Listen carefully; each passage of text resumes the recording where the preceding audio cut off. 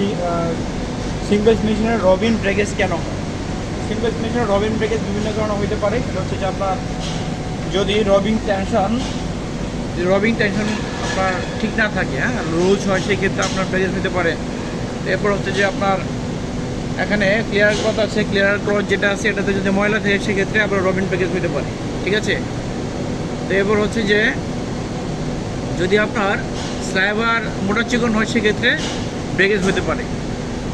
তো এরপর হচ্ছে যে আপনার এখানে কট আছে, হ্যাঁ, এই যে কটগুলো যদি আপনার স্ক্র্যাচ পরে কাটা থাকে সেক্ষেত্রে কিন্তু আপনার রবিন ব্রেকেজ হইতে পারে, ঠিক আছে।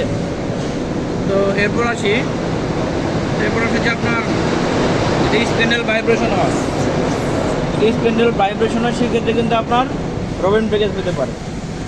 তো এরপর হচ্ছে যদি আপনার যে অ্যাপ্রন, এখানে অ্যাপ্রন আছে, অ্যাপ্রন যদি আপনার কোনোভাবে স্ট্রেস থাকে, কাটা দেয়, সেক্ষেত্রে কিন্তু আপনার রবিন ব্রেকেজ হতে পারে।